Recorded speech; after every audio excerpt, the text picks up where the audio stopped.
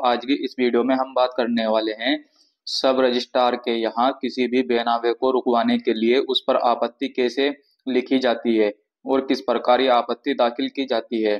तो चलिए शुरू करते हैं। सबसे पहले हम यहाँ पर लिखेंगे सेवा में कि ये जो हम आपत्ति दे रहे हैं ये किसके समक्ष दे रहे हैं। तो यहाँ पर लिखेंगे श्रीमान सब रजिस्ट्रार साहब। ये जो हम आपत्ति दे रहे हैं ये सब रजिस्ट्रार के यहाँ दे रहे हैं। और ये जो सब रजिस्ट्रार है इनका कार्यालय कहाँ पर है, तो हम यहाँ पर लिख देंगे सब रजिस्ट्री कार्यालय मुजफ्फरनगर। उसके बाद हम यहाँ पर लिखेंगे श्रीमान जी निवेदन है कि मोनू पुत्र राकेश जाति ए बे से जो भी मोनू की जाति होगी वो हम यहाँ पर लिख देंगे निवासी ग्राम टपराना तहसील मुजफ्फरनगर जिला मुजफ्फरनगर ने अपने द्रोबस्त एक प्लाट पूरब मुहाना जिसमें कोई निर्माण नहीं है, जिसकी पैमाइश पूरब 55 फुट 10.5 इंच, पश्चिम 55 फुट 10.5 इंच, उत्तर 47 फुट 11 इंच, दक्षिण 47 फुट 11 इंच, रकबा 297 वर्ग गज यानी 294 वर्ग मीटर, जिसका सीमा बंधन पूरब। अब जिस बेनामे के खिलाफ हम आपत्ति सब रजिस्ट्रार के यहाँ दे रहे हैं तो हम यहाँ पर सबसे पहले तो उसका विवरण लिखते हैं और उसका भी यहाँ पर हम सीमा बंधन लिख देंगे कि इसके पूर्व में क्या है वो हम यहाँ पर लिख देंगे। उसके पश्चिम में क्या है, रास्ता है या किसी का मकान है, प्लाट है, जो भी होगा हम यहाँ पर लिख देंगे। ऐसे ही उत्तर दक्षिण में वाक़े खसरा नंबर, जो भी इसका खसरा नंबर है हम यहाँ पर लिख देंगे 0034 स्थित ग्राम। अब ये जो खसरा नंबर है किस ग्राम में है तो हम यहाँ पर लिख देंगे टपराना, आवासीय परगना व तहसील व जिला मुजफ्फरनगर। अब ये जो टपराना है आवासीय, इसका परगना व तहसील व जिला मुजफ्फरनगर है, को विक्रय करने का सौदा अंकन 5 लाख रुपए मुझ प्रार्थी के हक में करना तय कर रखा है। अब दोस्तों इसको थोड़ा सा समझ लें कि ये जो मोनू है पुत्र राकेश, इसका एक प्लाट है और उस प्लाट की जो पैमाइश है वो हमने यहाँ पर लिख दी। इस पे हमने लिखा पूरब मुहाना जिसमें कोई निर्माण नहीं है। अब ये जो प्लाट है इसमें कोई निर्माण नहीं है। अब इसकी प्लाट की जो पैमाइश है वो इस तरीके से है कि पूर्व में इतनी है, पश्चिम में इतनी है, उत्तर में इतनी है, दक्षिण में इतनी है। टोटल इसका जो रकबा है वो 297 वर्ग गज है यानी 249 वर्ग मीटर। ये लिखना बहुत जरूरी है। जब भी हम किसी भी बेनामे को रुकवाने के लिए आपत्ति डाल रहे हैं तो ये लिखना बहुत जरूरी है।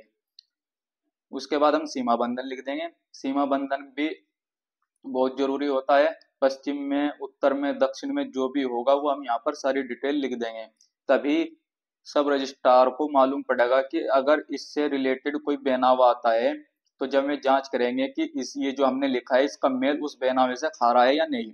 अगर इसका मैच हो रहा होगा उससे तो वहां पर जो हमारी आपत्ति है वो अप्लाई हो जाएगी और वो बेनामा रुक जाएगा। तो दोस्तों यहाँ पर हमने लिख दिया। अब ये जो है मोनू ने मुझ प्रार्थी के हक में, यानी कि ये जो एप्लीकेशन दे रहा है प्रार्थी के हक में मोनू ने सौदा किया था कितने का, 5 लाख रुपए का। ठीक है जी, इसका बेनामा करना प्रार्थी के हक में किया था। इसके संबंध में मोनू यानी कि जो कि इसका प्लाट का मालिक है प्रार्थी के हक में, यानी कि इसके संबंध में मोनू व मुझ प्रार्थी के दरमियान दिनांक, यहाँ पर दिनांक आ जाएगी, एक इकरारनामा मुआहदा बे यानी कि एग्रीमेंट हुआ था तहरीर व तकमील करके कार्यालय उपनिबंधक मुजफ्फरनगर में बेई संख्या। अब यहाँ पर लिखना ये जो इकरारनामा हुआ, अब यहाँ पर हम इसकी डिटेल लिख रहे हैं कि बेई संख्या 8 जिल्द संख्या 509 के पृष्ठ संख्या 382 से 400 तक क्रमांक 600 पर दिनांक को रजिस्ट्री करा रखा है। अब दोस्तों जिसमें हम आपत्ति दे रहे हैं, जिसलिए अब हम ये आपत्ति क्यों दे रहे हैं इसका भी हमने यहाँ पर आधार लिखना जरूरी है कि ये जो मोनू है इसने हमारे हक में एक एग्रीमेंट किया था अपने प्लाट को बेचने का 5 लाख रुपए में।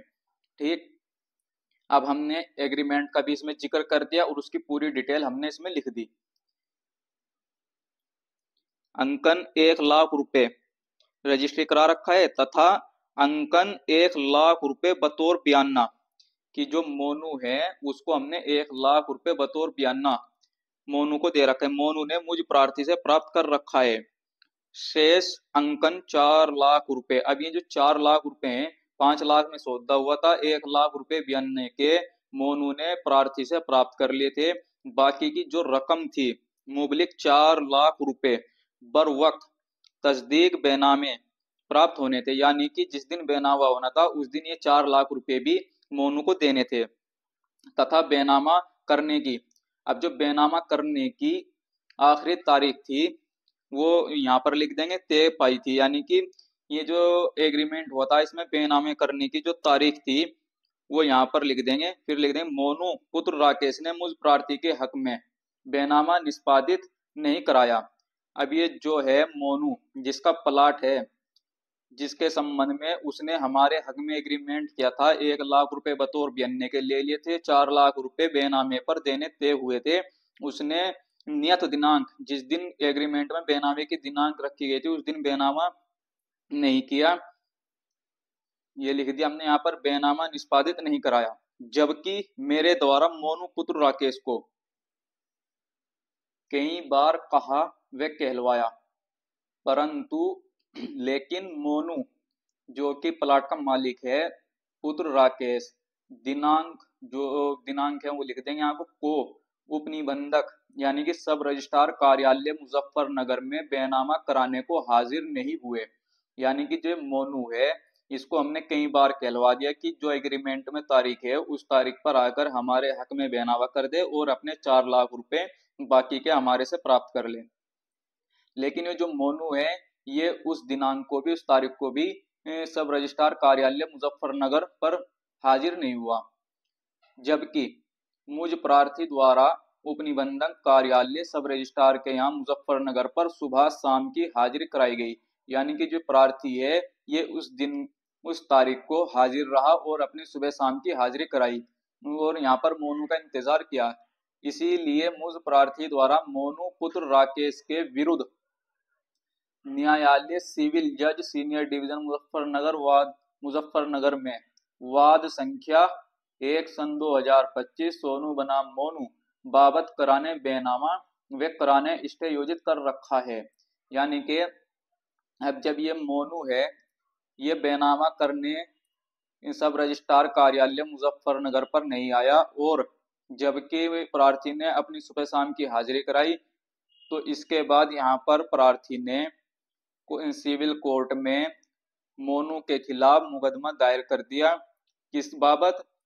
कि बेनामा कराने के लिए, बेनामा वे कराने स्टे योजित कर रखा है। इसीलिए यदि मोनू कोई भी बेनामा उक्त संपत्ति का बेनामा किसी अन्य के हक में पंजीकृत कराने हेतु आपके कार्यालय में हाजिर होता है तो उसका बेनामा ना किया जावे। यानी अब ये जो आपत्ति है इसमें जो मेन बात है इसे रुकवाने के लिए कि हमने मोनू के खिलाफ मुकदमा कर दिया सिविल कोर्ट में, अगर इस बीच वह आपके कार्यालय में आकर आपके यहाँ बेनामा कराता है तो उस बेनामे को ना किया जावे। ठीक है जी, हाजिर होता है तो उसका बेनामा ना किया जावे क्योंकि उक्त संपत्ति न्यायालय में विचाराधीन वाद में विवादित है। क्योंकि ये जो अब प्रॉपर्टी है, ये जो प्लाट है मोनू का जिसको उसने हमारे हक में बेचना तय किया था, अब वो जब उसको नहीं बेच रहा तो हमने उसके खिलाफ सिविल कोर्ट में केस फाइल कर दिया और अब ये जो उसकी विवादित प्रॉपर्टी है, जो उसका प्लाट है, अब ये कोर्ट में विवादित है केस में। तो इसीलिए अब हम ये आपत्ति दे रहे हैं कि वो आपके यहाँ कार्यालय में आकर के धोखे से बेनामा ना करा दे किसी के हक में। तो अतः श्रीमान जी से प्रार्थना है कि उपरोक्त कारणों से मोनू निम्नलिखित संपत्ति का बेनामा किसी अन्य के पक्ष में हेतु प्रस्तुत करे तो उसे पंजीकृत न किया जावे, कृपा होगी। अब यहाँ पर हम लिख देंगे संलग्न प्रतिलिपि वाद पत्र।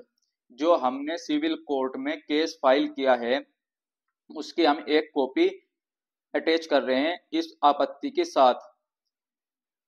और यहाँ पर हम लिख देंगे प्रार्थी नाम पता, जो प्रार्थी जो कि आपत्ति दाखिल कर रहा है सब रजिस्ट्रार कार्यालय में, वो इसका नाम पता सब कुछ हम यहाँ पर लिख देंगे। तो इससे होगा क्या कि अगर मोनू धोखे से बेनामा करता है किसी के भी हक में वहां पर जाकर, तो सब रजिस्ट्रार साहब इस आपत्ति के तहत उसके बेनामे को कैंसिल कर देंगे, बेनामा पंजीकृत नहीं होने देंगे। तो दोस्तों ये थी बेनामा रुकवाने के लिए आपत्ति। अगर आपको ये वीडियो पसंद आई हो तो वीडियो को लाइक कीजिए, शेयर कीजिए और हमारे चैनल को सब्सक्राइब कीजिए।